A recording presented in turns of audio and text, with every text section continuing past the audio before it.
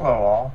Alright, in our last video, radioactive water, one of our commenters commented on a video that they had seen, and I'm going to go talk to you about this video. The video has a link down here in the description area on this page. If you could go to that, watch the video, and then come back to this video. So now you're back, and I wanted to talk to you about it. So there's been an enormous amount of problems here on the planet Earth. Let's just talk about a few of them. How about in India? There is a extreme heat wave which have already claimed 800 lives and counting. The temperatures are between 113 degrees Fahrenheit and 118 degrees Fahrenheit. That's 50 C. Here in the U.S., we've seen extreme flooding in the Midwest. The U.S. has been undergoing a terrible drought and now seems to be breaking with tremendous amounts of rain. 11 inches just yesterday hit Houston, Texas in just a few hours, flooding that city and causing 3 to die there. But Texas isn't the only place that's having major flooding here in the U.S.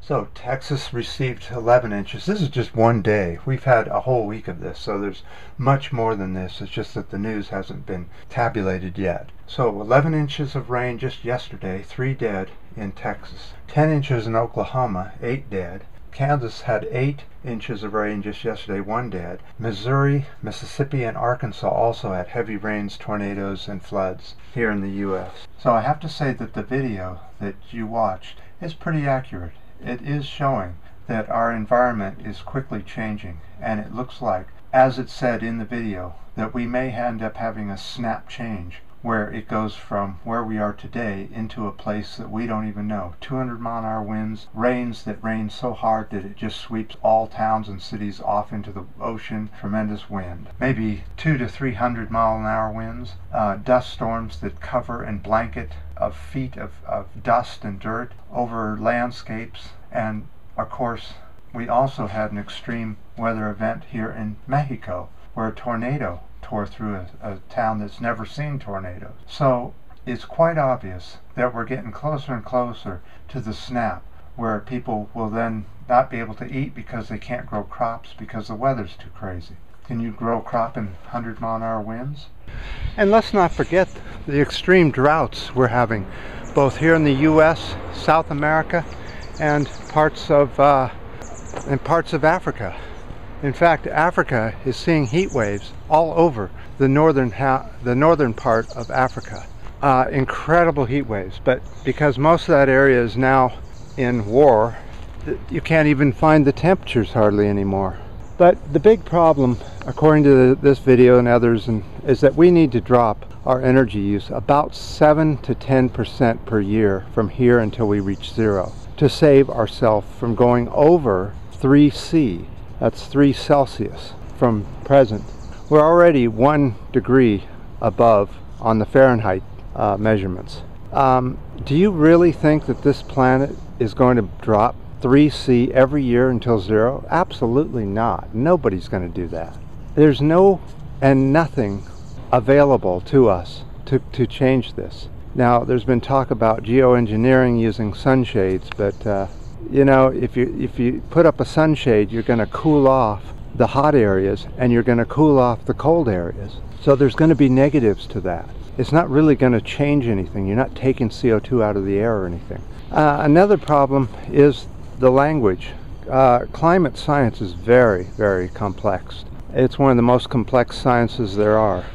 Things like 3C, CO2, and feedback loops tend to send most of the population running. They don't want to hear about this stuff or learn about it. And speaking of CO2, the measurements have been 403 for weeks now. Present, we're at 403.72 parts per million.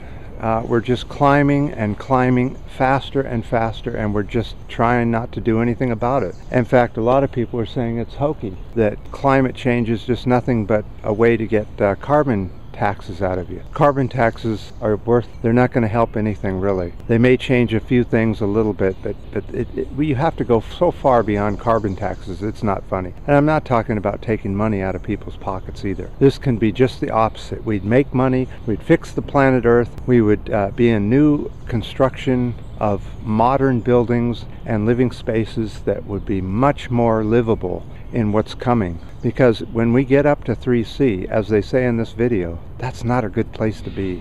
Right now, we're seeing 121 degrees in parts of Africa. Ah, unbelievable. I couldn't live in 121 degrees. I don't even know if an air conditioner could work in 121 degrees.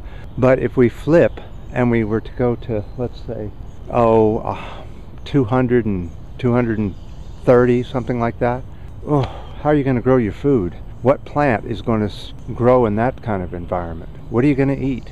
So it's so important that we do something. Please go watch the video. Try and get something out of it.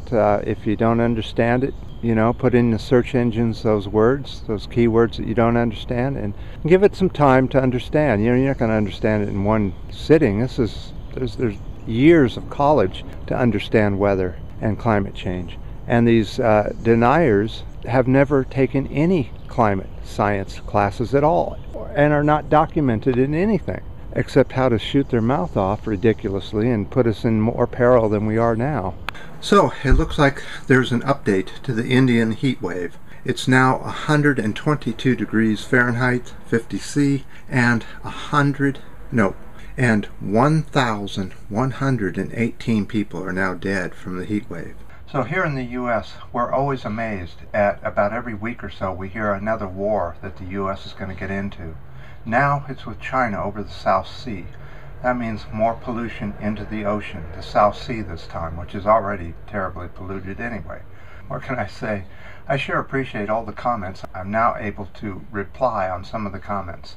They are starting to slowly fix the bug. So, thanks for the links and the comments and the ups and the downs and the new subscriptions, and until next time, if we're still here.